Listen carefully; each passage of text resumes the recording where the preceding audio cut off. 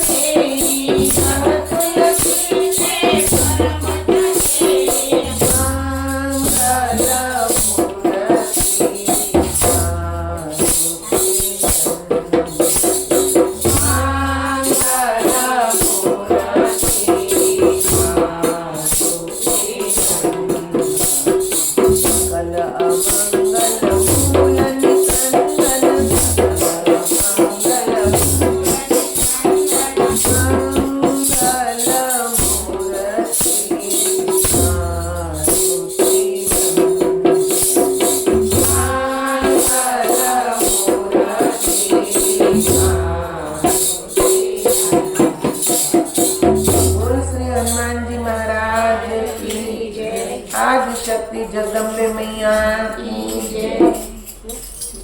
लगनी लागी छे मात तारा ये नामनी लगनी लागी छे मात तारा ये नामनी अंतरमा एक तारू नाम रे अंबा अंतरमा एक तारू नाम रे अंबा। अंबादी तारा संसारणा रे अंबादी तारा लगनी लागी छे मात तारा नामनी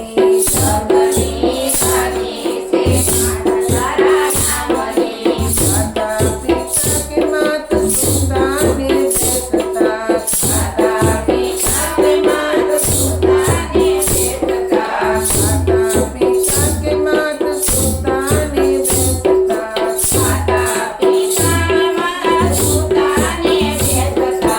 मंदड़मा तारा विचार रे अंबाजी तारा संसारणा मंदड़मा तारा विचार रे अंबाजी तारा संसारणा लगनी लागी छे मात तारा नामनी लगनी लागी छे मात तारा नामनी। पूना मात तने नरड़ी आवे तोय पूना मात तने नरड़ी आवे तोय नाम मात सोहाय रे अंबाजी तारा संसारणा नाम सोहाय रे अंबाजी तारा संसारणा लगनी लागी छे मात तारा नामनी लगनी लागी छे मात तारा नामनी। सारे सृष्टि बहुतने आराम छे सारे सृष्टि बहुतने आराम छे सदी जग तारू नाम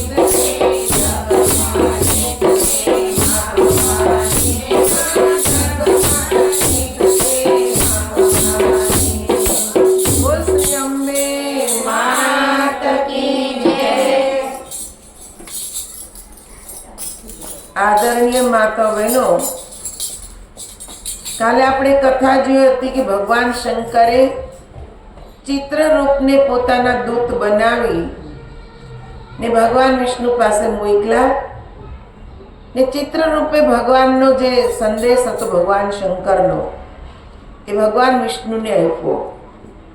હવે ભગવાન વિષ્ણુ જે કહી રહ્યા છે એ કથાને આપણે સાંભળવાની છે.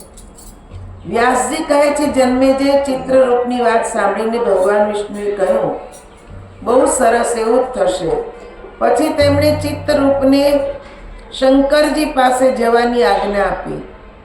દૂતના ગયા પછી ભગવાન વિષ્ણુ સુંદર અશ્વનું રૂપ ધારણ કરીને લક્ષ્મીજી જ્યાં ઘોડીના રૂપમાં તપ કરતા હતા ત્યાં પહોંચ્યા. ત્યાં જઈને જોયું લક્ષ્મી દેવી ત્યાં ઘોડીના રૂપમાં બિરાજમાન હતા. લક્ષ્મીજીએ પણ ભગવાનને જોયા. તે સમજી ગયા કે આ મારા પતિ જ કૃપા કરવા માટે ઘોડાના રૂપમાં અહીં પધાર્યા છે. તેમની આંખોમાં હર્ષના આંસુ છલકાયા. યમુના તપસાના સંગમને લોકો પવિત્ર માને છે. તે સ્થાન પર ભગવાન વિષ્ણુ અને લક્ષ્મીજીનું પરસ્પર મિલન થયું. ઘોડીના રૂપવાળા તે લક્ષ્મીજી સગર્ભા થયા. ત્યાં તેમણે એક અદ્ભુત ગુણવાન પુત્રને જન્મ આપ્યો. ત્યાર પછી ભગવાન વિષ્ણુએ હસતા હસતા લક્ષ્મીજીને કહ્યું તો હવે તમે ઘોડીના દેહને ત્યાગ કરી તમારા મૂળ રૂપે વૈકુંઠમાં ચાલો. સુંદર આંખોવાળા તમારાથી જન્મેલો આ બાળક અહીં જ રહેશે. ત્યાર પછી ભગવતી લક્ષ્મી અને ભગવાન નારાયણ બંને દિવ્ય શરીર ધારણ કરીને એક ઉત્તમ વિમાનમાં બેઠા દેવતાઓએ સ્તુતિ કરી. ભગવાન તેમના પરમધામમાં જવા ઈચ્છતા હતા ત્યારે લક્ષ્મીજીએ શ્રી હરિને કહ્યું નાથ આ બાળકને પણ સાથે લઈ લો કારણ કે હું તેનો ત્યાગ કરવા ઈચ્છતી નથી. પ્રભુ આપના જેવી પ્રતિભા ધરાવતો આ મારો પુત્ર મને પ્રાણ કરતાં પણ વધારે વાલો છે. મધુસૂદન આને લઈને જ આપણે વૈકુંઠમાં જઈશું. શ્રી હરે કહ્યું પ્રિય અત્યારે આ પ્રકારનું દુઃખ પ્રગટ કરવું એ તમારા માટે ઉચિત નથી. આ બાળક આનંદપૂર્વક અહીં રહી શકશે કારણ કે તેના ભરણ પોષણની વ્યવસ્થા પહેલેથી જ મેં કરી દીધી છે. આ પુત્રનો ત્યાગ કરવાનું જે મુખ્ય કારણ છે હું તમને કહું છું. પૃથ્વી પર અયાતિ વંશમાં તુર્વસુ નામના એક રાજા છે. તેમનું નામ હરિવર્મા છે. અત્યારે તે રાજા પુત્ર માટે તપ કરે છે. તેમને તપ કરતા 100 વર્ષ થઈ ગયા છે. હે લક્ષ્મી, તે રાજા હરિવર્મા માટે મેં આ પુત્ર ઉત્પન્ન કર્યો છે. આપણે રાજા પાસે જઈને તેને અહીં મોકલી આપીએ. પ્રિયા પુત્રની ઈચ્છા રાખવાવાળા તે રાજાને આ બાળક સોંપી દેવો છે.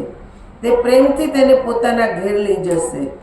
વ્યાસજી કહે છે આ પ્રમાણે લક્ષ્મીજીને આશ્વાસન આપી ને તથા બાળકની રક્ષાનો પ્રબંધ કરીને ભગવાન વિષ્ણુ ઉત્તમ વિમાનમાં બેસીને લક્ષ્મીજી સાથે વૈકુંઠમાં જાય છે. બોલ શ્રી લક્ષ્મી નારાયણ દેવ કી જય. જન્મેજયે કહ્યું મુનિવર વ્યાસજી, મને આશ્ચર્ય થાય છે કે ભગવાને જન્મતાની સાથે જ તેમના બાળકનો ત્યાગ કર્યો. નિર્જન વનમાં અસહાય પુત્રને કોણે સંભાળ્યો અને તે નાના સરખા બાળકને વાઘ, સિંહ વગેરે હિંસક પશુઓ કેમ ઉઠાવી ન ગયા તેનું કારણ કહો. વ્યાસજી કહે છે હે રાજન, જે સમય ભગવાન લક્ષ્મીનારાયણ તે સ્થાન છોડીને ગયા તે તરત જ ચંપક નામનો એક વિદ્યાધર ત્યાં આવી પહોંચ્યો. તેની સાથે મદનાલસા નામની એક સુંદર પત્ની હતી. તેઓ બંને ફરતા ફરતા રથ પર બેસીને ત્યાં આવી ગયા. તેમણે જોયું કે આ એક દિવ્ય બાળક જમીન પર પડેલું છે. તેની પાસે કોઈ દેખાતું નથી. બાળક દેવકુમાર જેવો છે. તે આનંદપૂર્વક રમી રહ્યો હતો. ચંપકે રથમાંથી ઉતરીને તરત તે બાળકને ઉઠાવી લીધું. કોઈ દરિદ્ર વ્યક્તિને પારસમણી મળે ને તેને જેટલો આનંદ થાય તેટલો જ આનંદ તેને થયો. કામદેવ જેવા મનોહર અને તરતમાં જ જન્મેલા તે બાળકને ઉઠાવીને ચંપકે તેની પત્ની મદનાલસાને આપ્યો. મદનાલસા તે બાળકને જોઈ ખૂબ હર્ષ પામી. તેને છાતી પણ લઈ બાળકનું મુખ ચૂમવા લાગી. ભરતવંશી રાજા પ્રસન્નતાપૂર્વક તે બાળકને પોતાનો પુત્ર માની તેને ખોળામાં લઈ લીધો ને બંને રથમાં બેસી ગયા. બાળક મદનાલસાના ખોળામાં હતું ત્યારે તેણે તેના પતિ ચંપકને પૂછ્યું, પતિદેવ, આ બાળક કોનો છે અને આને કોણે વનમાં છોડી દીધો છે? માનો ન માનો ભગવાન શંકરે જ મને આ પુત્ર આપ્યો છે. ચંપકે કહ્યું, પ્રિયા, ઇન્દ્ર સર્વજ્ઞ મહાપુરુષ છે. હું હમણાં તેમને જઈને પૂછું છું કે આ બાળક દેવતા છે કે દાનવ છે કે ગંધર્વ છે. તેમની આજ્ઞા લઈને જ આ વનમાંથી મળેલા બાળકને હું પુત્ર બનાવીશ. મારા માનવા પ્રમાણે ઇન્દ્રને પૂછ્યા વગર કોઈ પણ કાર્ય કરવું ઉચિત નથી. આ પ્રમાણે કહીને ચંપક તેની સ્ત્રી અને બાળક સાથે તરત અમરાવતી તરફ પ્રસ્થાન કરી ગયો. હર્ષને લીધે પ્રફુલ્લ નેત્રવાળો તે બાળક સાથે છે. ઇન્દ્ર પાસે પહોંચીને ઇન્દ્રના ચરણોમાં મસ્તક ઝુકાવી પ્રણામ કરીને બાળકને તેના ચરણોમાં મૂકીને હાથ જોડીને બેસી ગયો. થોડી વાર પછી તેણે ઇન્દ્રને પૂછ્યું, દેવેશ્વર, યમુના અને તપસાના પવિત્ર સંગમ સ્થાનથી આ કામદેવ જેવી કાંતિવાળો બાળક મને મળ્યો છે. સચીપતિ, આ કોનો બાળક છે? આને ત્યાં શા માટે છોડી દેવામાં આવ્યો છે? આપની આજ્ઞા હોય તો હું આ બાળકને મારો પુત્ર બનાવું. આ સુંદર બાળક મારી પત્નીને પણ અતિશય પ્રિય છે. ધર્મશાસ્ત્રમાં એવું લખ્યું છે કે અન્યના પુત્રને પણ પુત્ર બનાવી શકાય છે. ઇન્દ્રે કહ્યું, ભાગ્યશાળી, આ બાળક અશ્વરૂપધારી ભગવાન વિષ્ણુનો પુત્ર છે. તેની માતા સ્વયં ભગવતી લક્ષ્મી દેવી છે. આ પરમ તપસ્વી બાળકનું નામ હેહય છે. અયાતિના વંશજ અને અત્યંત ધાર્મિક રાજા તુર્વસુને તેઓ આ બાળકને પુત્ર રૂપે આપવા ઈચ્છતા હતા. ભગવાન શ્રી હરિ તેમને પુત્ર પ્રાપ્તિ માટે હમણાં પવિત્ર તીર્થમાં જવાની આજ્ઞા આપશે. ભગવાનની આજ્ઞાથી રાજા તુર્વસુ ત્યાં પહોંચશે તે પહેલાં તમે આ બાળકને ત્યાં લઈ જઈને ત્યાં પહોંચાડી દો અને બાળકને ત્યાં મૂકી દો. મોડું કરવું યોગ્ય નથી, કારણ કે બાળક નહીં મળે તો રાજા તુર્વસુ અત્યંત દુઃખી થઈ જશે. ભૂમંડળ પર આ બાળક એકવીર નામથી પ્રસિદ્ધ થશે. વ્યાસજી કહે છે, રાજન, દેવરાજ ઇન્દ્રની વાત સાંભળીને તે ચંપક તે ક્ષણે બાળકને લઈને ત્યાં નીકળી ગયો અને તેને જ્યાંથી લીધો હતો ત્યાં જ મૂકી દીધો. પછી વિમાનમાં બેસીને તે તેના ઘેર ચાલ્યો ગયો. તે જ વખતે જગતગુરુ ભગવાન નારાયણ લક્ષ્મીજી સાથે વિમાનમાં બેસીને તપ કરી રહેલા રાજા પાસે પધાર્યા. રાજા હરિવર્માએ જોયું ભગવાન વિષ્ણુ વિમાનમાંથી ઉતરી રહ્યા છે. હવે રાજાના હર્ષનો પાર ન રહ્યો. તેણે ભગવાનને દંડવત પ્રણામ કર્યા. દંડવત કરી રહેલા રાજાને ભગવાને આશ્વાસન આપ્યું અને કહ્યું, વત્સ, ઉઠો. ત્યારે રાજા હરિવર્માએ ભગવાનની ભક્તિપૂર્વક સ્તુતિ કરી. દેવેશ્વર, અખિલ લોક પ્રભુ કૃપા સાગર, જગતગુરુ રમેશ, મારા જેવા અજ્ઞાની મનુષ્ય માટે આપના દર્શન ખરેખર દુર્લભ હતા, કારણ કે યોગીઓ પણ આપના દર્શન કરી શકતા નથી. તેની કામનાઓ શાંત થઈ ગઈ છે, તથા જે વિષયોથી સદા વિરક્ત છે તેમને જ આપના દર્શન દુર્લભ છે. ભગવાન અનંત દેવ, હું માત્ર આશા રાખીને બેઠો હતો, પરંતુ આપના દર્શનનો અધિકારી ન હતો. આ પ્રમાણે હરિવર્મા રાજાએ સ્તુતિ કરવાથી ભગવાન વિષ્ણુએ અમૃતમય વાણીથી કહ્યું, રાજન, હું તમારી તપસ્યાથી અતિશય પ્રસન્ન છું. તમને તમારી ઈચ્છા પ્રમાણેનું વરદાન આપું છું, તેનો સ્વીકાર કરો. ભગવાન શ્રી હરિ રાજા હરિવર્માની સામે ઊભા હતા. રાજાએ તેમના ચરણોમાં માથું નમાવીને કહ્યું, મુરારી, મેં પુત્ર માટે તપ કર્યું છે. આપ આપના જેવો પુત્ર મને આપવાની કૃપા કરો. રાજા હરિવર્માની પ્રાર્થના સાંભળીને દેવાધિદેવ ભગવાન વિષ્ણુએ તેમને કહ્યું, અયાતિ નંદન, તમે યમુના અને તપસા નદીના પવિત્ર સંગમ તીર્થ પર હમણાં જ ચાલ્યા જાઓ. તમે ઈચ્છો છો તેવો જ પુત્ર મેં ત્યાં રાખી મૂક્યો છે. હે રાજન, મારા પુત્રમાં અપાર બળ છે. સ્વયં લક્ષ્મી તેની માતા છે. તમારા માટે તેમણે ઉત્પન્ન કર્યો હોય, તમે તેનો સ્વીકાર કરો. ભગવાન વિષ્ણુની વાણી અત્યંત મધુર હતી. તે સાંભળીને રાજા અતિશય પ્રસન્ન થઈ ગયા. ભગવાન વરદાન આપીને લક્ષ્મીજી સાથે ત્યાંથી અંતર્ધ્યાન થઈ ગયા. ભગવાનના અંતર્ધ્યાન થયા પછી હરિવર્મા રાજા પ્રસન્નતાપૂર્વક રથ પર બેસીને જ્યાં બાળક હતો ત્યાં ગયા. ભગવાનના મુખેથી બાળક વિશે તે સાંભળી ચૂક્યા હતા. રાજાએ ત્યાં જઈને જમીન પર રમી રહેલા તે મનોહર બાળકને જોયો. તે તેના પગનો અંગૂઠો પકડીને ચૂસી રહ્યો હતો. તે કામદેવ જેવો સુંદર હતો. લક્ષ્મીના ઉદરથી જન્મેલો તે બાળક ભગવાન વિષ્ણુનો અંશ હતો. ભગવાન શ્રી હરિ જેવી તેનામાં શક્તિ હતી. હરિવર્માની આંખો તેને જોઈને ખીલી ઉઠી. અત્યંત લાગણીથી રાજાએ તે બાળકને ઉપાડી લીધો. ને પ્રસન્નતાપૂર્વક માથું સૂંઘ્યું. તેને ખોળામાં લઈને તેનું મુખ જોતાની સાથે રાજાની આંખોમાંથી પ્રેમના આંસુ સરી પડ્યા. રાજાએ તે બાળકને કહ્યું, પુત્ર, માતા લક્ષ્મીજી અને ભગવાન વિષ્ણુની કૃપાથી તું અમને મળ્યો છે. નરકની યાતનાના ભયથી ઉગરવા માટે મેં તારા જેવા પુત્ર માટે પૂરા 100 વર્ષ સુધી કઠોર તપ કર્યું. ત્યારે લક્ષ્મીપતિ ભગવાન નારાયણે સાંસારિક સુખ ભોગવવા માટે તને પુત્ર રૂપે મને આપ્યો છે. લક્ષ્મીજી તારા માતા છે. તેમણે જન્મ આપીને મારા માટે તને અહીં છોડી ને તેઓ ભગવાન વિષ્ણુ સાથે વૈકુંઠ પધારી ગયા. તે માતાને ધન્યવાદ છે જે તારા જેવા હસમુખ બાળકને ખોળામાં લઈને આનંદ લૂટશે. પુત્ર, તું સંસાર સાગરથી પાર થવા માટે નૌકારૂપ છે. ભગવાન નારાયણ તારા પિતા છે. આ પ્રમાણે કહીને રાજા હરિવર્મા પ્રસન્નતાપૂર્વક તે પુત્રને લઈને તેના ઘેર ગયા. રાજા નગર પાસે પહોંચ્યા ત્યારે તેમના મંત્રીઓ અને પ્રજાજનો તેમનું સામયું કરવા તૈયાર થયા. પુરોહિતને સાથે લઈ ભેટની સામગ્રી સાથે તથા સૂત બંદીજનોને ગાય વૃંદને લઈ રાજાની સામે જઈને સામયું કર્યું. રાજાએ પણ બધાની ઉપર દ્રષ્ટિ નાખી સૌનું સ્વાગત કર્યું. પ્રજાજનો રાજાનું યથોચિત સ્વાગત કરવા તૈયાર હતા. રાજાએ જ્યારે પુત્ર સાથે નગરમાં પ્રવેશ કર્યો ત્યારે પ્રજાજનો દ્વારા તેના પર ડાંગર અને પુષ્પો વર્ષાવ્યા. પ્રજા દ્વારા સન્માન પામી રાજા મંત્રીઓ સાથે મહેલમાં ગયા. રાજાએ સહર્ષ પુત્ર રાણીને સોંપી દીધો. તરતનો જન્મેલો તે પુત્ર કામદેવ જેવો લાગતો હતો. રાજા હરિવર્માના રાણી પણ સાધ્વી સ્ત્રી હતા.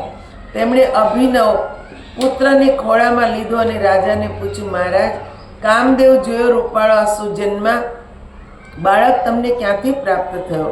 પતિદેવ, આ પુત્ર તમને કોણે આપ્યો તે મને તરત કહેવાની કૃપા કરો. આ બાળકે મારું મન હરી લીધું છે. રાજાએ અત્યંત આનંદ સાથે રાણીને કહ્યું, હે પ્રિય, ભગવાન શ્રી લક્ષ્મીનારાયણે મને આ પુત્ર આપ્યો છે. હે ચપળ નેત્રોવાળી, આ મહાન શક્તિશાળી પુત્રના જનેતા સાક્ષાત ભગવતી લક્ષ્મીજી છે. ભગવાન વિષ્ણુના અંશથી આનું પ્રાગટ્ય થયું છે. પુત્ર પ્રાપ્ત કરીને રાણી અતિ આનંદમગ્ન થઈ ગયા. રાજાએ પુત્ર પ્રાપ્તિ નિમિત્તે મોટો ઉત્સવ કર્યો. યાચકોને ઉદાર હાથે દાન આપ્યું. ગીતો ગવડાવ્યા અને વાજિંત્રો વગડાવ્યા. રાજાએ આ પુત્રનું નામ એકવીર રાખ્યું. રાજા હરિવર્મા ઇન્દ્ર જેવા પરાક્રમી હતા. વિષ્ણુ જેવા ગુણવાળો પુત્ર પ્રાપ્ત કરીને તે અત્યંત પ્રસન્ન થયા. હવે પિતૃ ઋણથી મુક્ત થઈ તેઓ આનંદથી સમય વ્યતીત કરવા લાગ્યા. આ પ્રમાણે સમસ્ત દેવોના દેવ ભગવાન નારાયણની કૃપાથી સર્વગુણ સંપન્ન પુત્ર પ્રાપ્ત કરીને ઇન્દ્ર જેવા પરાક્રમી મહારાજ હરિવર્મા તેમના પત્ની સાથે અનેક પ્રકારના સુખો ભોગવતા આનંદનો અનુભવ કરવા લાગ્યા. હે રાજન, પછી રાજા હરિવર્માએ બાળકના જાત કર્માદિ સંસ્કાર કર્યા ને તેના લાલન પાલનની સંપૂર્ણ વ્યવસ્થા કરી. બાળક મોટો થવા લાગ્યો. રાજા આ પુત્રને પ્રાપ્ત કરીને પુત્રથી મળતા સાંસારિક સુખ, પુત્ર સુખ અને પિતૃનું ઋણ જેવા મનુષ્યો પર રહેતા ઋણમાંથી મુક્તિ મેળવવાનો અનુભવ કરવા લાગ્યા.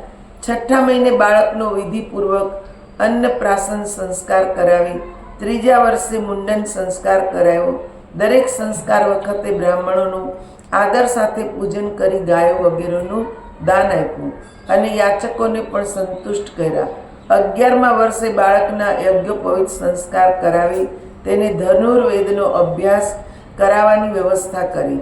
ધનુર્વિદ્યા શીખી લીધા પછી એકવીરને બધી રીતે યોગ્ય સમજીને રાજાએ તેનો રાજ્યાભિષેક કરવાનો નિશ્ચય કર્યો. પુષ્ય નક્ષત્ર અને યોગ બળ જોઈને રાજ્યાભિષેકની સામગ્રી એકત્ર કરાવી વેદશાસ્ત્રના પારંગત બ્રાહ્મણોને આમંત્રિત કરીને વિધિ પ્રમાણે તે પુત્રનો રાજગાદી પર અભિષેક કરાયો. આ શુભ પ્રસંગે રાજાએ સ્વયં તીર્થો અને સમુદ્રના પવિત્ર જળથી રાજકુમારનો અભિષેક કરી બ્રાહ્મણોને દાન આપી એકવીરને રાજગાદી પર બેસાડ્યો. પુત્રને રાજ્ય સોંપ્યું. મંત્રીઓને નિયુક્તિ કરી ને રાજા હરિવર્મા તેમની પત્ની સાથે વનમાં ચાલ્યા ગયા. ઇન્દ્રિયોને પૂર્ણ રીતે વશમાં કરીને રાજા તેમની પત્ની સાથે મૈનાક પર્વત પર 3જી અવસ્થા વાનપ્રસ્થાશ્રમ ગુજારવા લાગ્યા. વૃક્ષના પાંદડા અને ફળાહાર કરીને નિરંતર ભગવાન શંકરની આરાધના કરવા લાગ્યા. પ્રારબ્ધ કર્મ સમાપ્ત થતા પત્ની સાથે રાજા પંચમહાભૂતના શરીરનો ત્યાગ કરીને સ્વર્ગવાસ સીધાવ્યા. પિતાશ્રીનો સ્વર્ગવાસ થઈ ગયો જાણીને હેહય એકવીર રાજકુમારે વૈદિક વિધિ પ્રમાણે તેમની ઉત્તર ક્રિયા કરી. પિતાની બધી ક્રિયાઓ સંપન્ન કરી તે બુદ્ધિમાન રાજકુમાર પિતાએ આપેલા રાજ્ય પર શાસન કરવા લાગ્યો. એકવીર અત્યંત ધર્માત્મા રાજપુરુષ હતો. એકવીરને સર્વોત્તમ રાજ્ય પ્રાપ્ત થવાથી અનેક પ્રકારના ભોગો સુલભ બની ગયા. મંત્રીઓ પણ તેનો અત્યંત આદર કરવા લાગ્યા. એકવાર પ્રતાપી રાજા એકવીર કેટલાક મંત્રી કુમારો સાથે ઘોડા પર બેસીને ગંગા કિનારે ગયો. ત્યાં ફૂલ ફળોથી ભરપૂર અનેક સુંદર વૃક્ષો જોવામાં આવ્યા.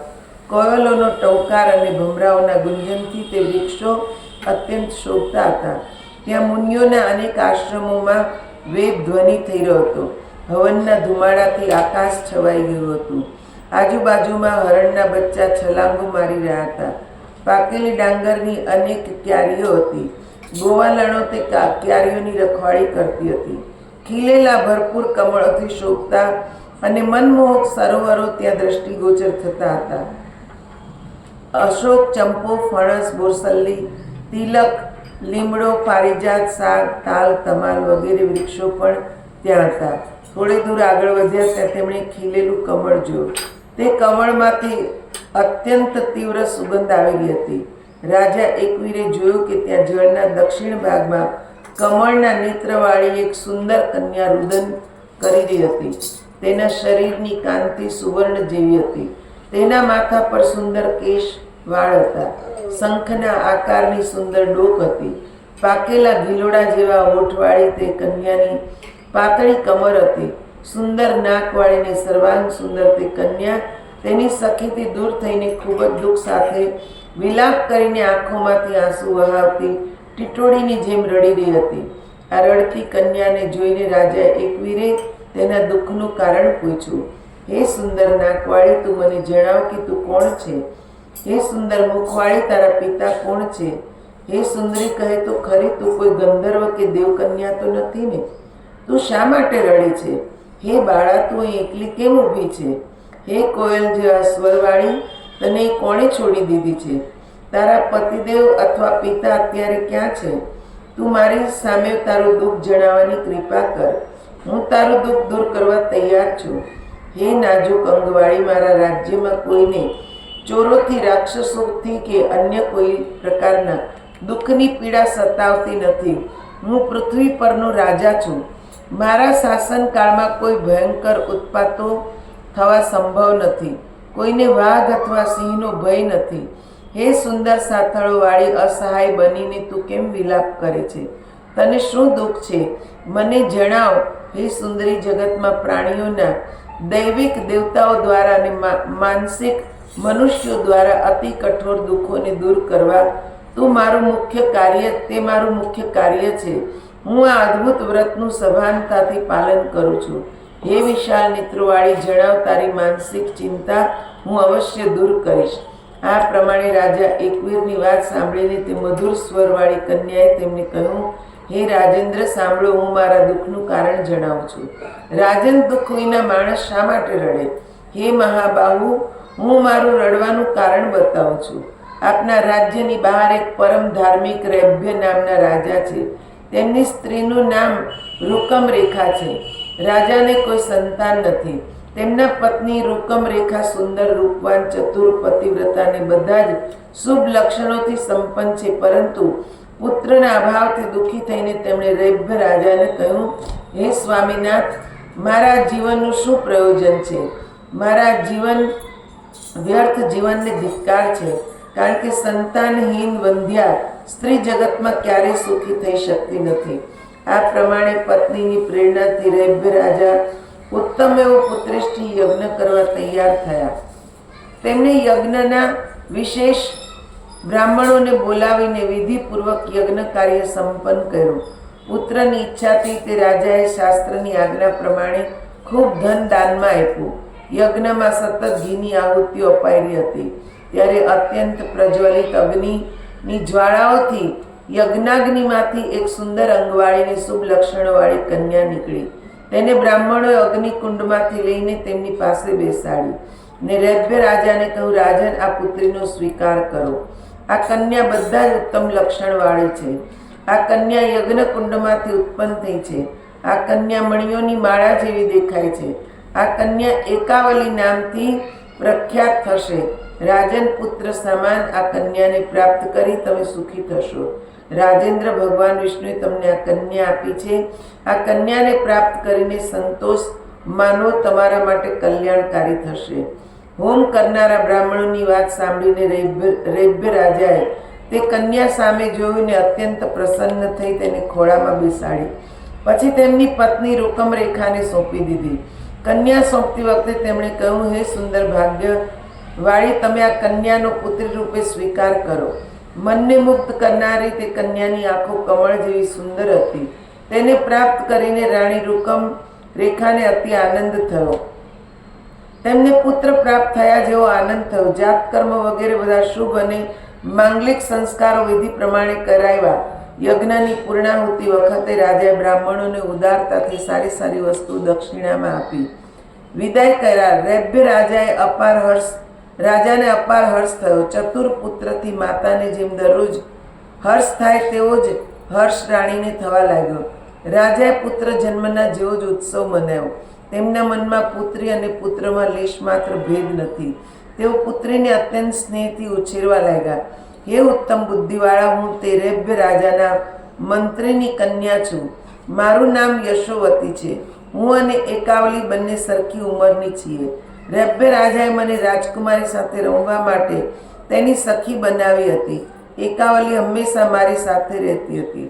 અમે બંને રાત દિવસ ગમે ત્યાં ફરતા હતા. એકાવલીને જ્યાં સુગંધિત કમળ જોવા મળતા તે ત્યાં ચાલી જતી હતી. બીજે તેને ક્યાંય ગમતું નહોતું. એકવાર ગંગા કિનારે દૂર દૂર કમળો ખીલ્યા હતા. રાજકુમારી સખીઓને લઈને મારી સાથે ત્યાં ચાલી ગઈ. ત્યારે મેં મહારાજ રૈભ્યને કહ્યું, રાજન, આપની લાડલી પુત્રી એકાવલી કમળોને જોઈને ખૂબ નિર્જન વનમાં ચાલી જાય છે. તેથી રૈભ્ય રાજાએ એકાવલીને દૂર જવાની ના પાડી દીધી. સાથે સાથે તેમણે તેમના મહેલમાં જ ઘણા સરોવરો તૈયાર કરાવ્યા ને તેમાં કમળો ઉગાડ્યા.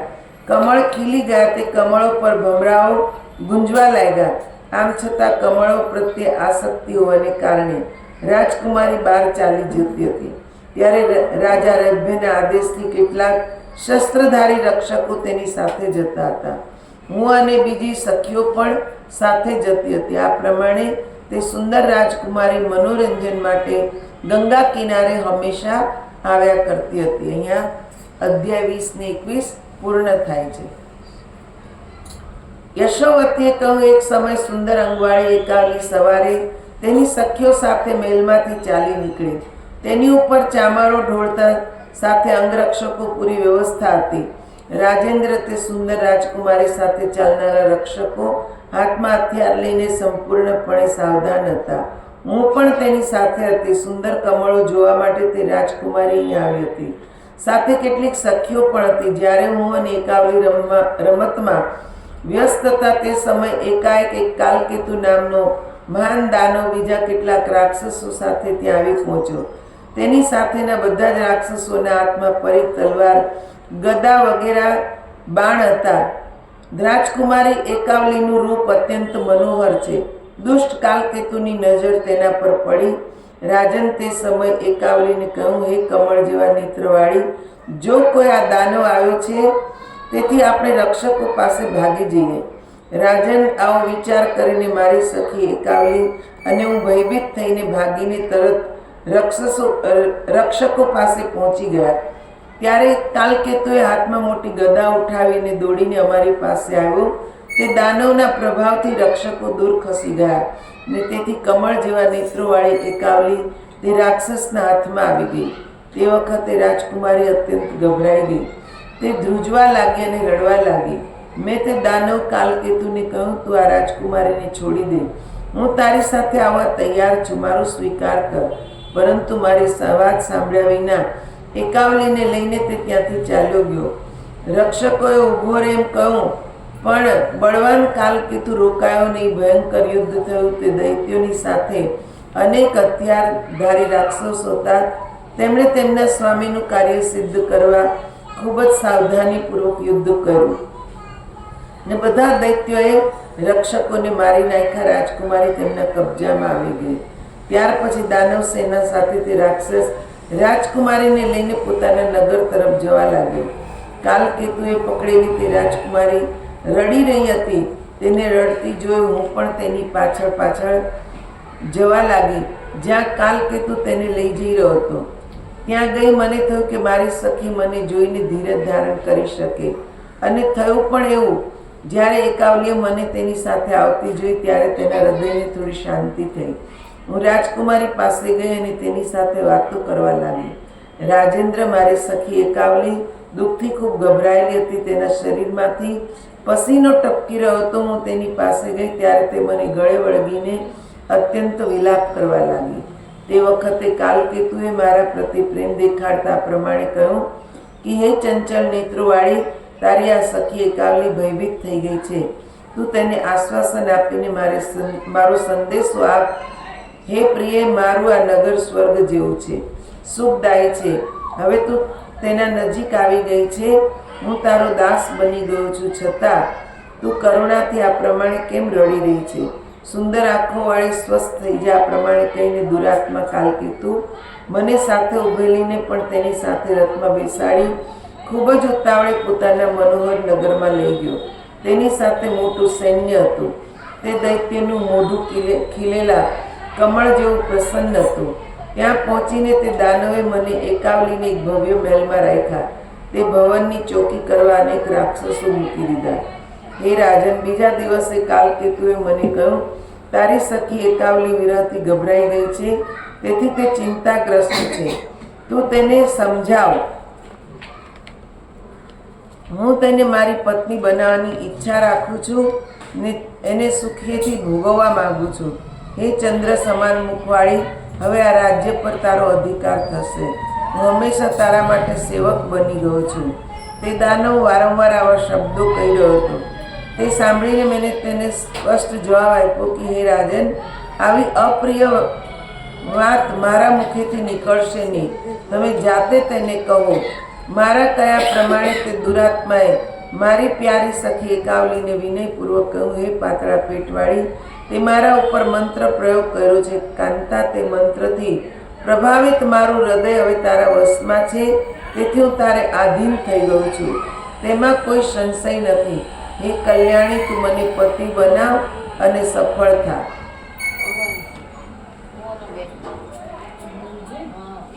એકાવલીએ કહ્યું કે મારા પિતાશ્રી મારું લગ્ન રાજકુમાર હે સાથે કરવાનો નિશ્ચય કર્યો છે, એટલે હું એમને મનથી વરી ચૂકી છું.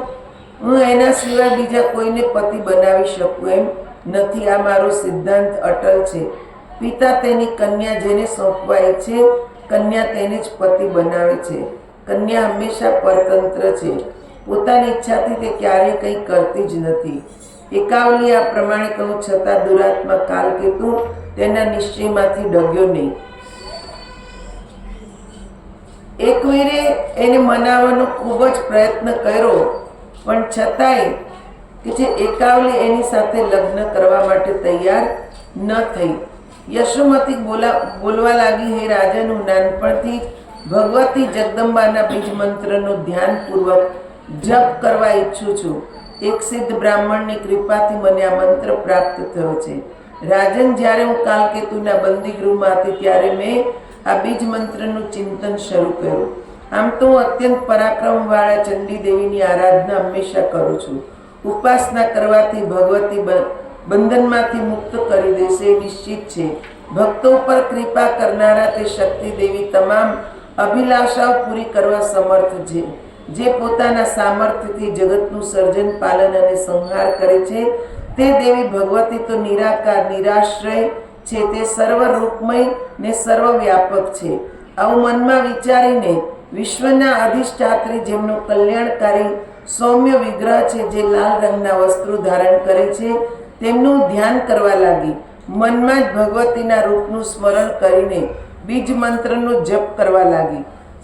સમાધિ લગાવીને દેવીની ઉપાસનામાં 1 મહિના સુધી હું બેસી રહી ત્યારે મારી ભક્તિથી સંતુષ્ટ થઈને ભગવતી ચંડિકાએ મને સપનામાં દર્શન આપ્યા ને તેમણે અમૃત જેવા શબ્દથી મને કહ્યું, તું સૂઈ કેમ રહી છે? ઊભી થા અને હમણાં જ ગંગાના પવિત્ર તટ પર ચાલી જા. મહાન રાજવી હેહય ત્યાં પધારવાના છે. તે મહાબાહુ નરેશનું નામ એકવીર છે. તમામ શત્રુઓને કચડી નાખવાની શક્તિ ધરાવતા તે નરેશ એક સારા વિદ્વાન છે. મુનિવર દત્તાત્રેય મારા બીજ મંત્રમાં તેમને સારી રીતે અભ્યાસ કરાવ્યો છે. તેથી અપાર ભક્તિ સાથે રાજા એકવીર નિરંતર મારી ઉપાસના કરે છે. તેમના મનમાંથી મારી વિસ્મૃતિ ક્યારેય થતી નથી. તેઓ મારી નિત્ય પૂજા કરે છે. તેઓ સર્વ પ્રાણીઓમાં મારો સાક્ષાત્કાર કરે છે ને મારે જ પરાયણ થઈને રહે છે. તે મહાન બુદ્ધિમાન રાજા દ્વારા તારું સંકટ દૂર થશે. તેઓ ભગવતી લક્ષ્મીના પુત્ર છે. ફરતા ફરતા ગંગા કિનારે આવીને તે તારા રક્ષક બની જશે. તે રાજા એકવીરના હાથે કાલકેતુ કાળનો કોળિયો બની જશે ને માનયુક્ત એકાવલી બંધનથી મુક્ત થઈ જશે. ત્યાર પછી બધા જ શાસ્ત્રોના પારંગત તે ઉત્તમ રાજકુમાર સાથે એકાવલીના લગ્નની વ્યવસ્થા તું કરાવી દેજે. આ પ્રમાણે કે જે સપનામાં દેવી કહીને અંતર ધ્યાન થઈ ગયા. હું જાગી ને સપનાની બધી ઘટના રાજકુમારીને સંભળાવી. રાજકુમારીનું મુખ પ્રસન્નતાથી ખીલી ઉઠ્યું. ખૂબ જ સંતુષ્ટ થઈ ને તે પવિત્ર હાસ્યવાળી સખીએ મને કહ્યું કે પ્રિય સખી, તું તરત ત્યાં પહોંચીને મારું કાર્ય સિદ્ધ કર. ને એની આજ્ઞાથી જ હું આ ગંગાના કિનારા પર આવી છું ને અહીંયા તમારો પરિચય થયો. હવે તમે સારી રીતે મને તમારો પરિચય આપો. વ્યાસજી કહે છે, રાજન પ્રતાપી રાજા એકવીર જે ભગવતી લક્ષ્મીના પુત્ર છે તેમણે પોતાનો પરિચય આપ્યો. તેમણે કહ્યું, હું હેહય છું, મારું નામ એકવીર છે. લક્ષ્મીજી મારા માતા છે.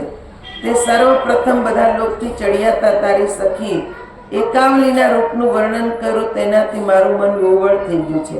ત્યાર પછી તે જેમ કહ્યું કે કાલકેતુ દૈત્યની સામે એકાવલીએ કહ્યું છે કે હું હેહયને વરી ચૂકી છું. તેમના સિવાય હું બીજા કોઈને પતિ તરીકે સ્વીકાર નહીં કરું, આવો મારો નિશ્ચય છે. તે નાજુક અંગવાળી રાજકુમારીના આવા કથનથી હું તેનો દાસ બની ગયો છું.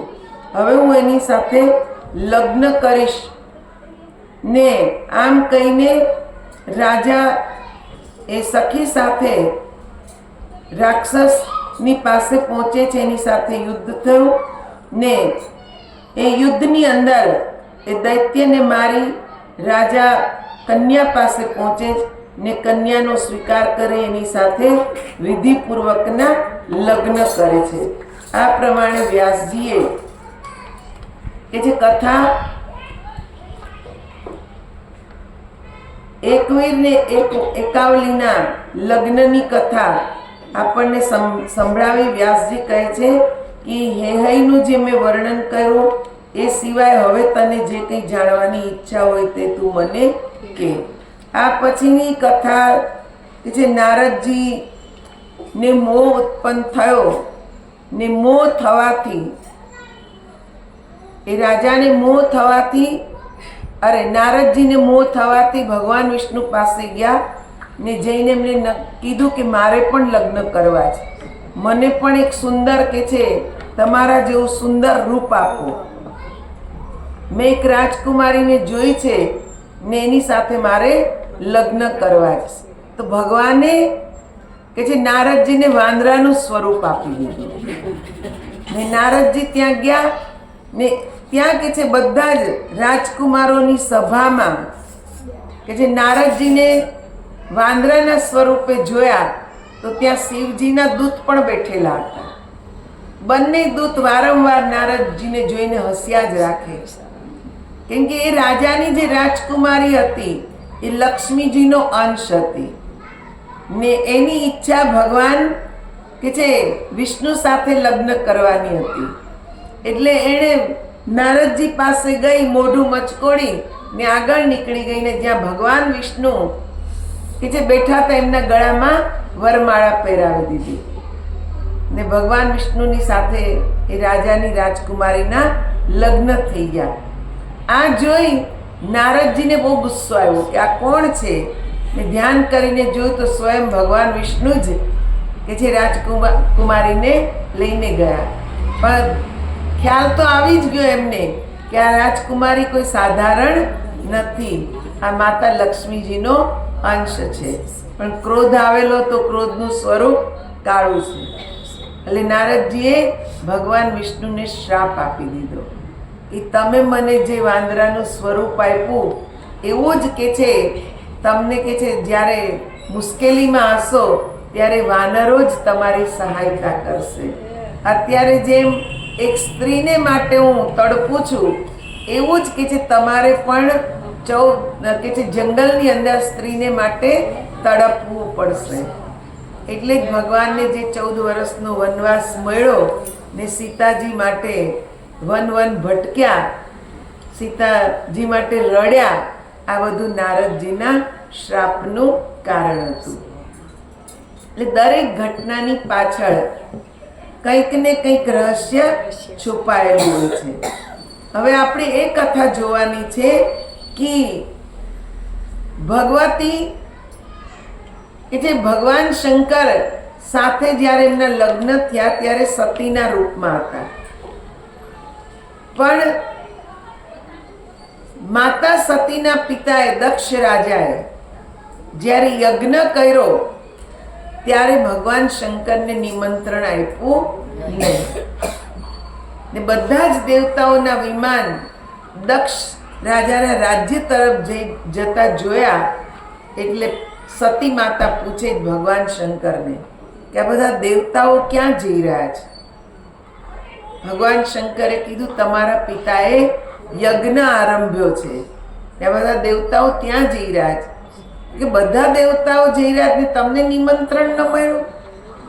તો ભગવાન શંકર કહેવા લાગ્યા કે મને નિમંત્રણ આપ્યું નથી ને આવા કોઈ શુભ કાર્યમાં નિમંત્રણ વગર હું ક્યાંય જતો નથી. સતી માતા કહેવા લાગ્યા કે એ તો પિતા છે મારા ને પુત્રીએ નિમંત્રણની રાહ જોવાની ના હોય. તમે મને આદેશ આપો, આપણે બંને જઈએ. ભગવાન શંકરે કીધું કે હું તો એમ જ કહીશ કે તમે પણ ના જાઓ. કેમ કે જ્યારે શુભ પ્રસંગ હોય ને પિતા માન પાનથી બોલાવે તો જ પરણ્યા પછી દીકરી એના ઘરે જવાય, નહીં તો જવાય નહીં. એ આપણને પ્રેમથી બોલાવે એના શુભ કાર્યમાં તો આપણે જવું જોઈએ. પણ નથી બોલાવ્યા તો કંઈક કારણ હશે ને આપણે ત્યાં જઈશું તો આપણું અપમાન થશે. પણ સતી માતા વાત માનતા નથી. સતી માતાએ કીધું કે નહીં, હું તો જઈશ જ, મને નિમંત્રણની જરૂર નથી. સતી માતા ગયા. ત્યાં બધા જ દેવતાઓના આસન લાગેલા હતા પણ શંકર ભગવાનનું હતું નહીં. એટલે એમને બહુ જ ક્રોધ આવ્યો કે આટલું બધું મારા પતિનું હળાહળ અપમાન. પણ ત્યાં સતી માતાને કોઈ પ્રેમથી બોલાવતું નથી. કેવળ એમની માતાએ જ એમને બોલાવ્યા. પણ પિતાએ કે છે અનેક એવા શબ્દ ભગવાન શંકર માટે બોલ્યા કે જે સતીથી સહન થયા નહીં. ને સતી માતાએ યજ્ઞની અંદર પોતાનું શરીર હોમી દીધું. ત્યારે ભગવાન શંકર ધ્યાનમાં જે લીન હતા, ધ્યાન ભંગ થયો ને ધ્યાનમાં જ જોઈ લીધું કે સતીએ પોતાનું શરીર સમાપ્ત કરી દીધું. એટલે ભગવાન શંકરને ક્રોધ આવ્યો. ભગવાને પોતાની એક લટમાંથી વીરભદ્રને ઉત્પન્ન કર્યો ને વીરભદ્રને કીધું જાઓ. સતીએ પોતાના દેહને કે છે હોમમાં સ્વાહા કરી દીધો જ, તમે યજ્ઞનો ધ્વંસ કરી નાખો. વીરભદ્રએ આવી ને યજ્ઞનો ધ્વંસ કર્યો. ભગવાન શંકર આવીને માતા શરીર યજ્ઞમાંથી ઉપાડી ને પાછા હિમાલયમાં જતા રહે છે. એમના ખંભા ઉપર કે છે મા સતીનું બળેલું શરીર છે ને જ્યાં ત્યાં પાગલની જેમ ભગવાન શંકર ફરે છે. એમના મનની સ્થિતિ બરાબર નથી. દેવતાઓ બધા ચિંતામાં પડી ગયા કે ભગવાન શંકરની જો આવી જ સ્થિતિ રહેશે તો આ ધરતી ઉપર કે જે સમતા જળવાઈ રહેશે નહીં. ભગવાન વિષ્ણુને કીધું તમે કંઈક કરો. એટલે ભગવાન વિષ્ણુએ સુદર્શન ચક્ર છોડી ને સતી માતાના શરીરના 51 ટુકડા કર્યા ને જ્યાં જ્યાં સતી માતાના શરીરનો કે છે ભાગ જ્યાં જ્યાં પડ્યો ત્યાં ત્યાં એક શક્તિપીઠ બની ને ત્યાં કે છે ભગવાન શંકરે કે છે માં સતીને કીધું કે જ્યાં જ્યાં તમારું અંગ છે ત્યાં ત્યાં હું કે છે તમારી રક્ષા કરવા માટે રહીશ. એટલે જ્યાં જ્યાં સતી માતાનું મંદિર છે શક્તિપીઠ ત્યાં ત્યાં ભગવાન શંકરનું પણ મંદિર છે ને ત્યાં ભૈરવાના રૂપમાં કે જે ભગવાન શંકર રહ્યા. એટલે જ કે જે શક્તિપીઠમાં જાઓ, શક્તિ માતાના દર્શન કરો ને તમે જો ભૈરવાના દર્શન ના કરો તો તમારું કે છે એ દર્શન ફળતું નથી. આવી 51 શક્તિપીઠોનું પણ અહીંયા વર્ણન કરવામાં આવ્યું છે. ત્યાર પછી કેમ કે બહુ કથા લંબાશે ને હવે એટલો આપણી પાસે સમય પણ નથી કે આપણે બધી જ કથા અને બધા જ પ્રસંગોને લઈ શકીએ. એટલે મુખ્ય જે કથા છે કે સતી માતાનો બીજો જન્મ રાજા હિમાલયને ત્યાં થાય છે. એ રાજા હિમાલયને ત્યાં જન્મ થયો એ સમયની કે છે કથા વ્યાસજી જન્મેજી રાજાને સંભળાવે છે. ને ત્યાર પછી માતા સતી જે પાર્વતીના રૂપમાં જન્મ્યા છે એ રાજા હિમાલયને જે ઉપદેશ આપે છે એ ઉપદેશની કથા પણ અહીંયા કહેવામાં આવેલી છે કે જે દરેકને માટે ઉપયોગી છે. કેવલ હિમાલય માટે જ નહીં પણ દરેકના માટે જ્ઞાન ઉપયોગી છે. એ જ્ઞાન જાણવાથી આપણો કે છે ઉદ્ધાર થઈ જાય ને આપણે એ કથાને અહીંયા સાંભળીશું. જન્મે જે કહે છે મુનિ આપે અગાઉ હિમાલયના શિખર પર મહાન તેજનો આવિર્ભાવ થયો તે પ્રસંગ ને વિસ્તારથી કહેવાની કૃપા કરો. રાજન તમને ધન્યવાદ ઘટે, તમે કૃતકૃત્ય અને ભાગ્યશાળી છો. મહાત્માઓએ તમને શ્રેષ્ઠ જ્ઞાન આપ્યું છે તેથી ભગવતી જગદંબાની નિષ્કપટ ભક્તિ તમારામાં પ્રગટી છે.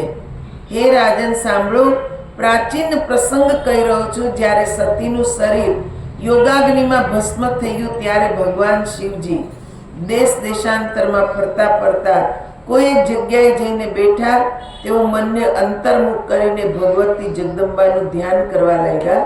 તે સમયે ત્રિલોકના સમસ્ત જીવો, સમુદ્ર, દ્વીપો તથા પર્વતો સહિત શક્તિહીન થઈ દુર્ભાગ્યને પ્રાપ્ત થયા હતા. દરેકના હૃદયમાં રહેલું આનંદનું ઝરણું સુકાઈ ગયું હતું. બધા જીવો ઉદાસ બની ગયા હતા. બધા દુઃખરૂપ સાગરમાં ડૂબી ગયા હતા. કેમ કે ભગવતી માં જગદંબા જે સતી રૂપે હતા એ દક્ષ રાજાના યજ્ઞમાં બળીને ભસ્મ થયા છે. શક્તિ જ ના રહે. તમે વિચાર કરો, આપણે 2-4 દિવસ ન ખાય ને આપણું શરીર નબળું પડે તો આપણે શું કહે છે? બહુ અશક્તિ આવી ગઈ છે ને, શક્તિ જ નથી મારામાં, જરાય ચલાતું નથી. તો આખા સંસારને ચલાવનારી એ શક્તિ જ છે. એ જ ના હોય એટલે બધા નિર્બળ થઈ જવાના. કોઈનામાં કંઈ જ કે છે રહેવાનું નથી ને એટલે જ કીધું બધા જ શક્તિહીન થઈ ગયા છે. હે રાજન, આ પ્રમાણે દેવતાઓને ઉપદેશ આપીને ભગવાન વિષ્ણુ દેવતાઓની સાથે વૈકુંઠથી નીકળ્યા. તરત જ તેઓ ગિરિરાજ હિમાલય પર પહોંચી ગયા. બધા દેવતાઓએ દેવીની આરાધના કરી. દેવતાઓએ અંબા યજ્ઞ વિધિ જાણતા હતા. તેઓ અંબા યજ્ઞ કરવા લાગ્યા. રાજન, સમસ્ત દેવતાઓ દ્વારા તે જ વખતે તૃતીયાદિ વ્રતનું આયોજન કરવામાં આવ્યું. કેટલાક દેવતાઓ સમાધિમાં બેઠા, કેટલાકે નામ જપ શરૂ કર્યો, કેટલાક માયાબીજનો મંત્ર જપ કરવા લાગ્યા, કેટલાક કૃચ્છ ચંદ્રાયણી વગેરે વ્રત કરવા લાગ્યા. જન્મેજય આ પ્રમાણે દેવતાએ લાંબા સમય સુધી દેવીની ઉપાસના કરી. ત્યારે અકસ્માત ચૈત્ર મહિનાની નોમ ને શુક્રવારના દિવસે શુભ દિવસે દેવતાઓની સામે વેદો દ્વારા વર્ણવેલ એ પ્રસિદ્ધ તેજ પ્રગટ થયું.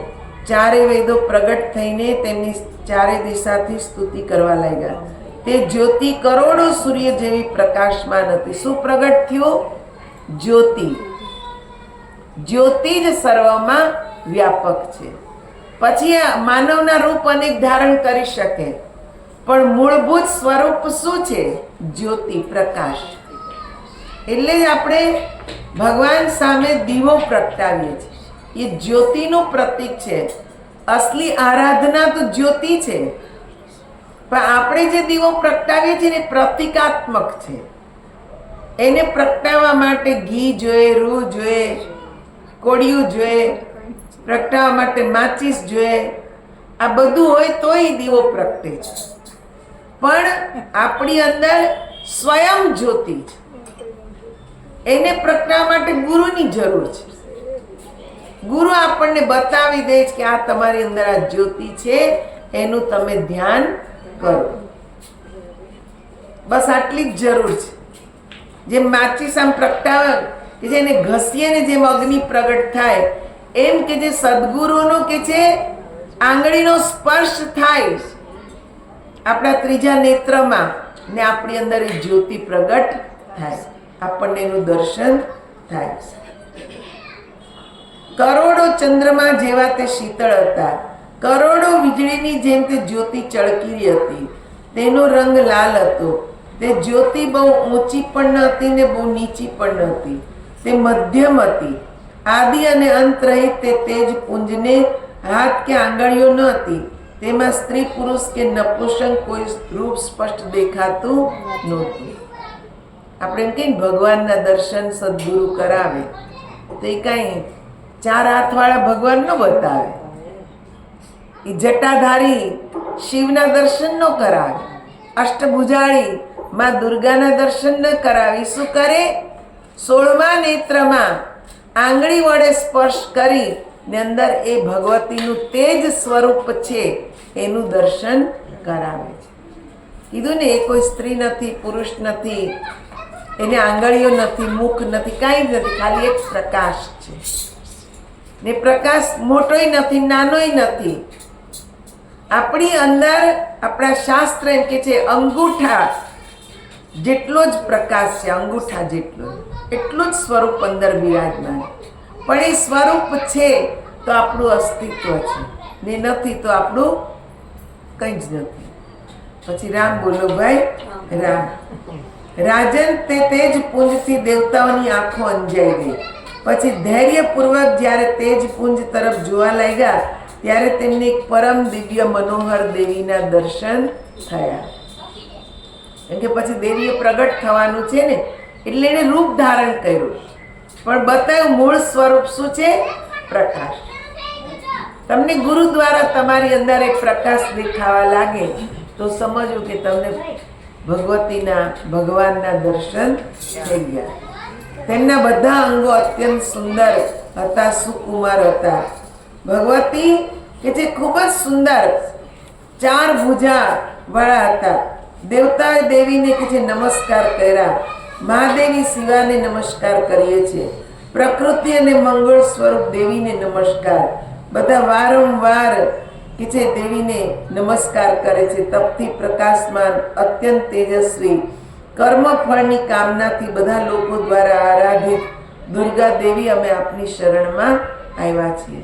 સંસાર સાગરથી તારવાવાળા તમને નમસ્કાર. સર્વમાં પ્રકાશથી વૈખરી વાણીને પ્રાણોએ ઉત્પન્ન કરી છે ને તેને દેહધારી આ બધા જીવો બોલે છે. શું કીધું? પ્રકૃતિથી સર્વ કામનાઓ પૂર્ણ કરવાવાળી વૈખરી વાણી ક્યાંથી પ્રગટ થઈ? અંદરથી. મેં એકવાર સમજાયું હતું કે આપણી અંદર 4 પ્રકારની વાણી છે. પરા, પશ્યંતી, મધ્યમા ને વૈખરી. જે નાભી કમળની અંદર છુપાયેલી છે એ પરાવાણી છે, એ ભગવતીની મૂળ વાણી છે. એમાંથી ધીરે ધીરે શક્તિ ઉપર આવતી જાય, હૃદયમાં, કંઠમાં ને પછી મુખમાં આવે ત્યારે શબ્દોનું ઉચ્ચારણ થવા લાગે. ત્યાં સુધી કોઈ શબ્દ નથી. અન્ન તથા શક્તિ આપનારા વાઘરૂપિણી ભગવતી અમારી ઉત્તમ સ્તુતિથી પ્રસન્ન થાઓ. આવી રીતે કે છે મહાલક્ષ્મીની માં ભગવતીની અનેક રૂપથી દેવતાઓએ વંદના કરી છે. દેવતાઓ બોલ્યા, હે પરમેશ્વરી, ત્રિલોકમાં એવો કોઈ પદાર્થ નથી જે આપ ન જાણતા હોય, કારણ કે તમે સર્વજ્ઞા છો, સર્વસાક્ષી રૂપેણી છો. હે શિવે, તારક અસુર અમને ત્રાસ આપી રહ્યો છે. બ્રહ્માજીએ તેને વરદાન આપ્યું છે કે તેનું મૃત્યુ શંકર ભગવાનના પુત્રના હાથે થશે. હે મહેશ્વરી, આપ જાણો છો કે અત્યારે ભગવાન શંકર વિધુર જીવન જીવી રહ્યા છે. અમે અલ્પ બુદ્ધિવાળા આપ જેવા સર્વ જ્ઞાન સંપન્નને શું કહી શકીએ? હે અંબિકે, અમે આ કારણથી આવ્યા છીએ. દેવી, આપના ચરણોમાં અમે દ્રઢ ભક્તિ માંગીએ છીએ. અમારા શરીરની રક્ષા કરો. ને અમારી બીજી પ્રાર્થના એ છે કે દેવતાઓ, મારી શક્તિ જે ગૌરી નામથી પ્રસિદ્ધ છે તે હિમાલયને ત્યાં પ્રગટ થશે. હવે તમારે ભગવાન શિવ સાથે ગૌરીનું લગ્ન થાય તેવો પ્રયત્ન કરવાનો છે. આ પ્રમાણે તમારા લોકોનું કાર્ય સિદ્ધ થશે. શરત એ છે કે ગૌરીના ચરણોની તમારે ભક્તિ કરવી. હિમાલયનું પણ કર્તવ્ય છે કે તે ભક્તિપૂર્વક મારી ઉપાસના કરે. પછી તેના ઘેર જે મને બહુ જ પ્રિય છે તે ગૌરીનો જન્મ હું લઈશ. એમનામ ભગવતી આવે નહીં. દેવતાઓને કીધું, તમે ભક્તિ કરો, તમે તપ ધ્યાન કરો, ને હિમાલયને પણ જઈને કહો કે માતા મૈનાવતી સાથે એ પણ બેસીને મારું તપ કરે. તપ કર્યા વિના હું કોઈને ત્યાં જન્મ ધારણ કરતી નથી. અહીંયા ભગવતી કીધું ને, એમના કે છે આવે નહીં. ઘણી જગ્યાએ દેવી ભાગવત વંચાય ત્યારે ભગવતીના માતા પિતા બને, કોઈની નાની દીકરીને ભગવતી બનાવે. બતાવવા શક્ય છે ખરું? છે? કરાય જ નહીં આવું કે આપણે ભગવતીના મા બાપ બનીએ. પહેલાં એટલું તપ કરવું પડે, હે ને? ગમે તે દીકરીને તમે ભગવતી અંબા બનાવી દો એમ ચાલે નહીં. એ પણ એનું એ તપ હોવું જોઈએ. એટલે ઉત્સવ કે છે એ બાળકના માતા પિતા કે એને તમે કોઈની દીકરીને ભગવતી જગદંબા બનાવીને લઈ આવો તો જ ઉત્સવ મનાવ્યો એવું ન કહેવાય. પણ આપણી શ્રદ્ધાથી, આપણા ભાવથી મનમાં એવી કે છે ધારણા કરવાની હોય કે અહીંયા હિમાલય, પર્વતરાજ હિમાલય છે, માતા મૈનાવતી છે, ને ત્યાં ભગવતી જગદંબાએ અવતાર લીધો છે, હે ને? આવી કે જે મનની અંદર આપણે ધારણા કરી શકીએ. પણ એ કોઈની બાળકીને અંબા બનાવીને આપણે હિમાલય મૈનાવતી બનીને આપણે ઉત્સવ ઉજવવી યોગ્ય કહેવાય નહીં. કેમ કે ત્યાં કેટલું બધું તપ કરવું પડે ત્યારે એ શક્તિ ત્યાં જન્મ ધારણ કરે છે. એનો એક પ્રભાવ હોય છે. એ શક્તિ એમનામ કે છે કોઈની પાસે આવતી નથી. અહીંયા ભગવતી ખુદ કહે છે કે મૈનાવતી માતાને હિમાલયને જઈને કહો કે જઈને તપ કરે, ત્યારે હું એને ત્યાં જન્મ લઈશ. રાજન હિમાલય પણ પરમેશ્વરીના અત્યંત કૃપાપૂર્ણ વાણી સાંભળી રહ્યા હતા. તેઓ આ સાંભળીને ગળગળા થઈ ગયા. તેમની આંખમાંથી પ્રેમાશ્રુ સરી પડ્યા. જગદંબા, મારા જળ પર આપની કેટલી કૃપા છે, જેથી આપ મને મહાનથી પણ મહાન વ્યક્તિ થવાનું સૌભાગ્ય આપો છો. હિમાલય કહે છે કે આ તો મારું સૌભાગ્ય કહેવાય કે તમે સાક્ષાત મારા ઘરમાં પધારી રહ્યા છો. અન્યથા ક્યાં હું ને ક્યાં જળ પર્વત, ક્યાં સત અને ચિન્મય ભગવતી. હે નિષ્પાપ, સેંકડો જન્મોના અશ્વમેઘ યજ્ઞ દ્વારા, ધ્યાન દ્વારા પણ આપનો પિતા બની શકવું એ સંભવ નથી. શું કીધું? સેંકડો અશ્વમેઘ યજ્ઞ કરે, સેંકડો કે જે રાજસુ યજ્ઞ કરે, તોય કે છે સંભવ નથી કે આપ જેવી ભગવતીના હું પિતા બની શકું. હવે મારો સુયશ જગતમાં ફેલાશે. લોકો જગદંબા હિમાલયના પુત્રી છે, અહો ખરેખર તે ખૂબ જ ભાગ્યશાળી છે. તેમને ધન્યવાદ છે જેમના ઉદરમાં કરોડો બ્રહ્માંડો વિરાજમાન છે. તે ભગવતી જગદંબા જેને ઘેર પુત્રી રૂપે પ્રગટ થવાના છે, તેની બરાબરી જગતમાં કોણ કરી શકે? મારા પિતરો પણ એવા પુણ્યાત્મા છે જેના વંશમાં મારા જેવો પુત્ર ઉત્પન્ન થયો. હું જાણતો નથી કે મારા પિતરોને રહેવા માટે કયું ઉત્કૃષ્ટ સ્થાન નિર્માણ કરાયું હશે. હે દેવી, જે રીતે તમે સ્નેહથી મને ગૌરીના પિતા થવાનો સુઅવસર આપો છો, તે જ રીતે સર્વ વેદાંતોથી સિદ્ધ તમારું સ્વરૂપ મને કહો. હે પરમેશ્વરી, મને ભક્તિ સાથે યોગ અને વેદોને માન્ય એવું જ્ઞાન પ્રાપ્ત થયું એ આપની કૃપા ઉપર નિર્ભર છે. હવે ભગવતીને પ્રગટ કરવાના તો એમનામાં આવે એટલે હિમાલય જ્ઞાન માંગે છે ભગવતી પાસે કે તમે કીધું તો ખરું તપ કરો, પણ કોનું તપ કરું, કોનું ધ્યાન કરું? હે ને, જાણ્યા વગર કોનું કરવું? પેલા જાણવું તો પડે ને. એટલે એમ કે તમે મને જ્ઞાન આપો. માંગણી કરી, જો પર્વતરાજ હિમાલય માંગણી કરે ને આપણે એમ ઈચ્છીએ કે આપણને માગ્યા વગર જ્ઞાન મળી જશે. મળવાનું નથી, માંગવું પડશે. કેટલી કે છે આપણી તપસ્યા હોય, આપણી સેવા હોય ને આપણે શ્રદ્ધાથી માંગીએ. શ્રદ્ધાવાન લભ્યતે જ્ઞાનમ. શ્રદ્ધાથી જ કે છે એને માગી શકાય છે. શ્રદ્ધા વિના એ મળતું નથી. હવે આપણે એક નાનું સરખું ભજન ગાઈએ. માં ભગવતી જગદંબા ઉત્પન્ન થયા જ તો એનું એક ભજન ગાઈએ. બોલ શ્રી અંબે માત કી જય. માં પાવા તે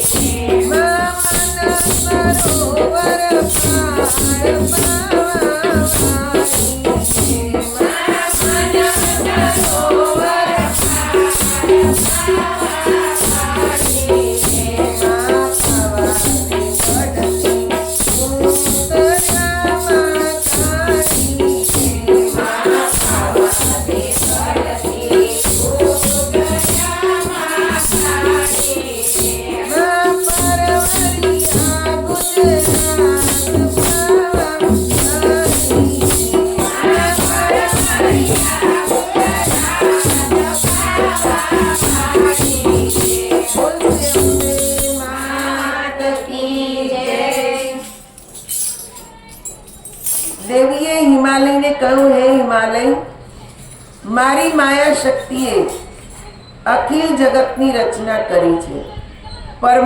પરમાર દ્રષ્ટિએ જોતા આ માયા મારાથી કોઈ અલગ નથી. વ્યવહારની દ્રષ્ટિએ તે વિદ્યા અને માયા નામે ઓળખાય છે. તત્વ દ્રષ્ટિએ કોઈ ભેદ નથી. તત્વ એક જ છે, તે તત્વ હું છું, જે સમસ્ત જગતને ઉત્પન્ન કરીને મારા મૂળ સ્વરૂપમાં લીન થઈ જાઉં છું. હે પર્વતરાજ, હું મારી માયા અને વિદ્યા સંજક કર્મની સાથે પ્રાણોને આગળ કરીને મારો પ્રવેશ થાય છે. જો હું આ પ્રમાણે ન કરું તો જીવોના જન્મ મરણની પ્રક્રિયા બંધ થઈ જાય છે. માયાના ભેદ પ્રમાણે મારા જુદા જુદા કાર્ય છે. જેમ એક આકાશ, ઘટાકાશ ને મઠાકાશ વગેરે દેખાય છે, તે જ પ્રમાણે હું એક હોવા છતાં ઉપાધિ ભેદથી ભિન્ન છું. એટલું સરસ સમજાયું. માતાએ કીધું કે હું તત્વથી એક જ છું. જેમ આપણે આકાશ જોઈએ છે, એ આકાશ એક ઘડો હોય ને, તો ઘડામાં આકાશ છે, પણ એનો આકાર એક બંધાઈ ગયો. તો ઘડો ફૂટી જાય તો પાછું આકાશ આકાશમાં સમાઈ જાય. એમ ભગવતી કહે છે આપણે બધા જ તત્વથી એક જ છીએ. પણ બધાના કે છે 5 તત્વ જે કીધા, પૃથ્વી, આકાશ, વાયુ, જળ, અગ્નિ, આ 5 તત્વને લઈ 24 તન્માત્રા આ બધું લઈ ને એક શરીર બન્યું. આ શરીર અલગ અલગ હોઈ શકે, પણ એમાં રહેવાવાળી શક્તિ અલગ અલગ નથી. જેમ ઉદાહરણ તમને આપું કે એક સોનાનું બિસ્કિટ આખું છે તો આપણે શું કહીએ, આ સોનું જ છે. પણ એ જ બિસ્કિટમાંથી, એ જ સોનામાંથી કાનના કે છે પહેરવાના કુંડળ બને તો એનું નામ શું પડ્યું? કુંડળ. ગળામાં પહેરવાનો હાર બને તો હાર, હાથમાં પહેરવાનું બને તો કંગન, આંગળીમાં પહેરવાનું બને તો વીંટી.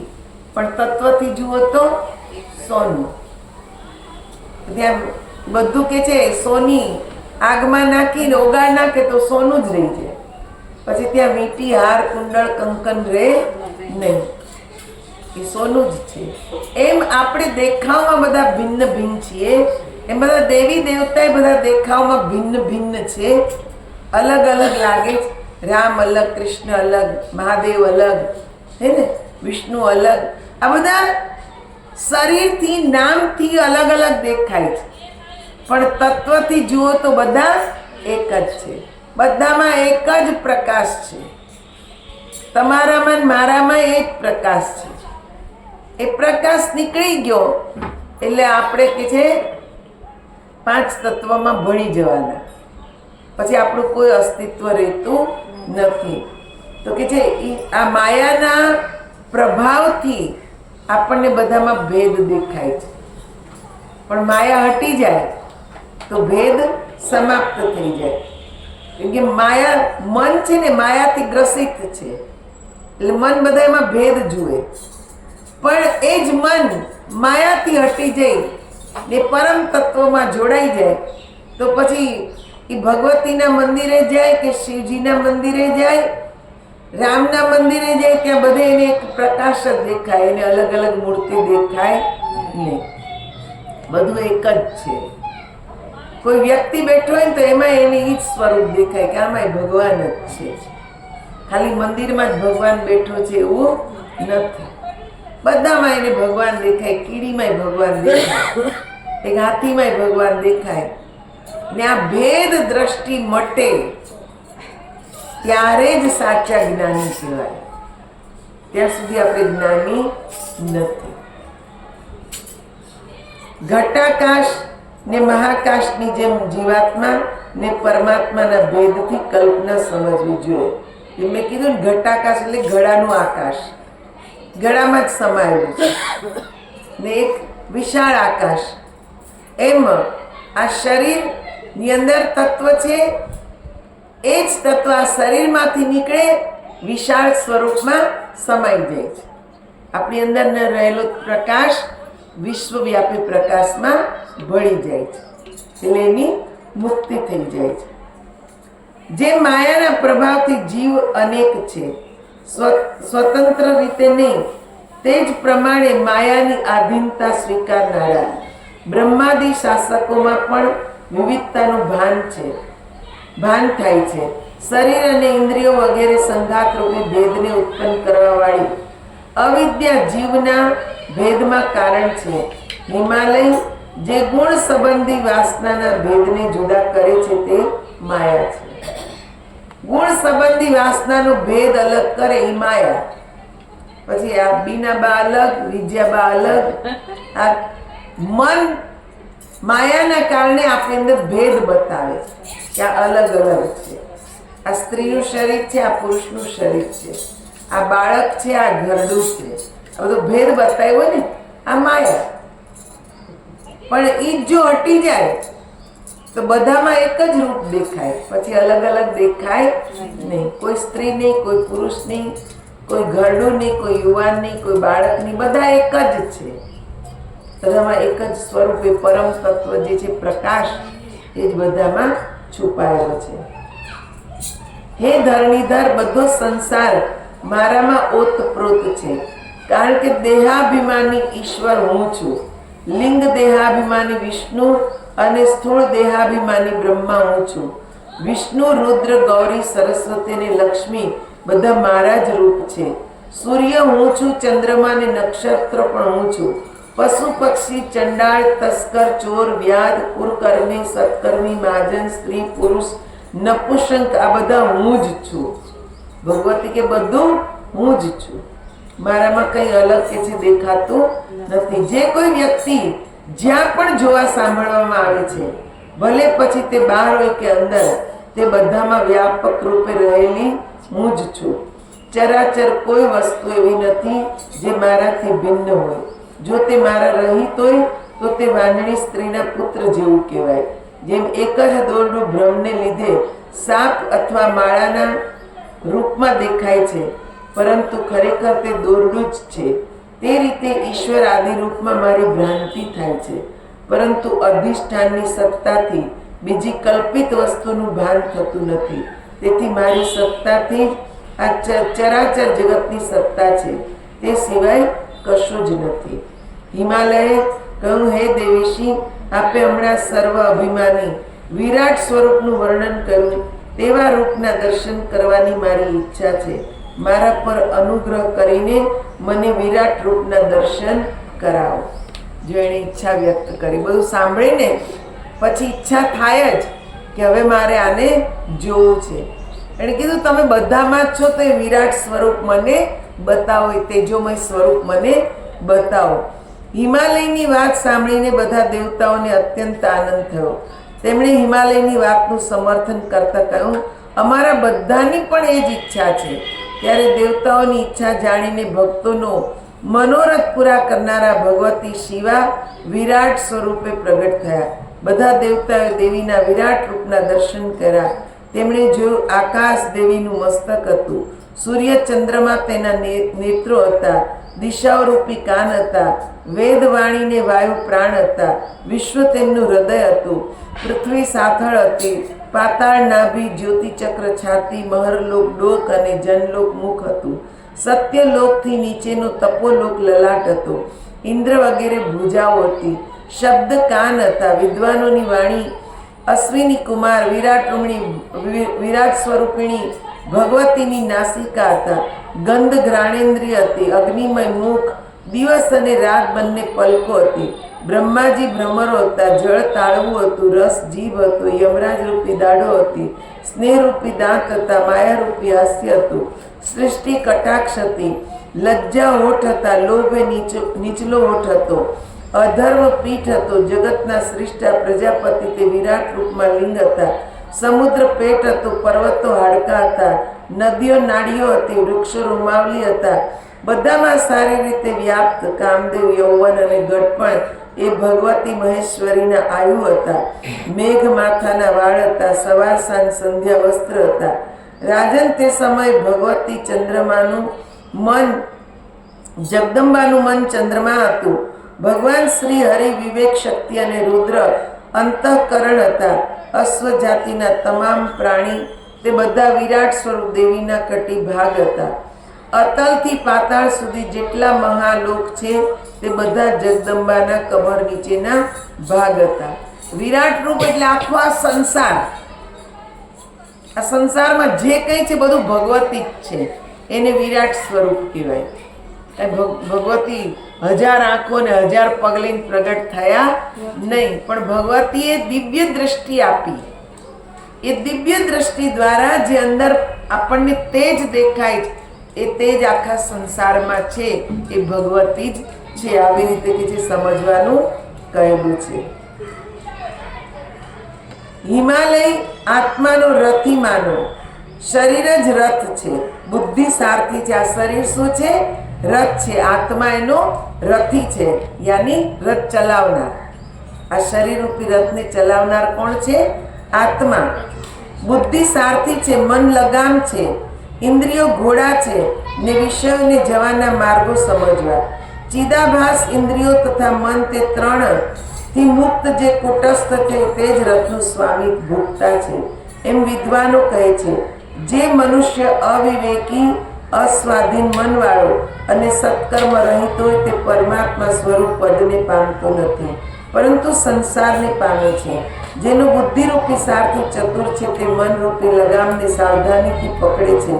તે રથી આત્મારૂપી જીવ મારા ધામમાં પહોંચે છે. આ વિવેચન સાંભળીને દરેકે પોતાને જાણી લેવાની જરૂર છે. શું કીધું? પોતાને જાણી લેવાની જરૂર છે. ખાલી આ સાંભળવાથી કલ્યાણ થવાનું નથી. જાણવા માટે ગુરુની પાસે જાઓ.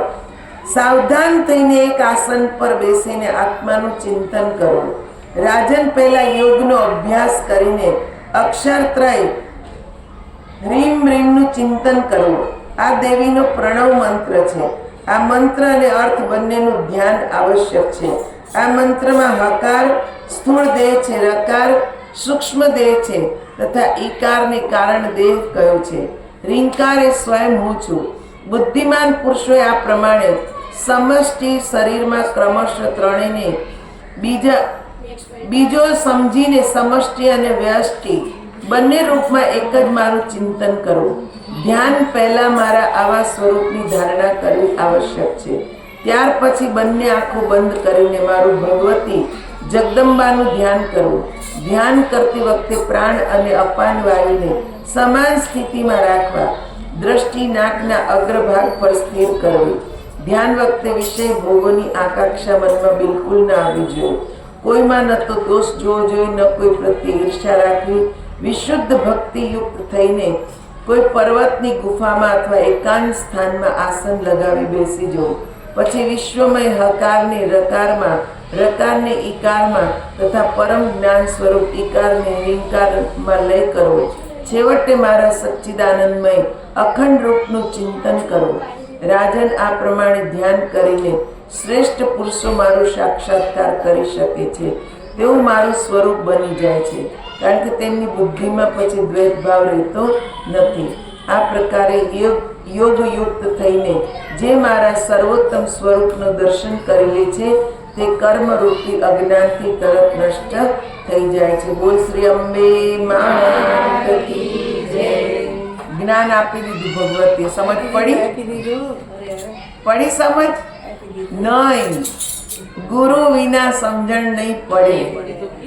આમાં તો કહી દીધું કહી દીધું પણ ઈ જ પણ પ્રેક્ટિકલ જાણવા ગુરુ પાસે જવું પડશે તો જ સમજાશે કે મંત્ર કયો એ ધ્યાન કઈ રીતે કરવું. ચોખ્ખું કહી દીધું. ચોખ્ખું કહી દીધું ને તમને જ્ઞાન છે એટલે તમને સમજ પડી ગઈ કે શું કરવાનું. પણ જ્ઞાન નથી તો સમજ પડે નહીં. એટલે જ્ઞાન જાણવું જરૂરી છે ને તો જ અજ્ઞાન રૂપી કે છે આ જગત છે એમાંથી આપણે મુક્ત થઈ ને ભગવતીને પામી શકીશું. એમના પામી શકાશે નહીં. અહીંયા આપણી કથાને વિરામ આપીએ છીએ. બોલ શ્રી અંબે માત કી જય. આદિશક્તિ જગદંબે મૈયા કી જય. શ્રી સદગુરુ દેવ કી જય. જગતજનની શ્રી માતાજી કી જય. હૃદય સમ્રાટ શ્રી ભોલેજી મહારાજ કી જય. પરમ આરાધ્ય શ્રી મંગલા માતાજી કી જય. કૃષ્ણ કનૈયા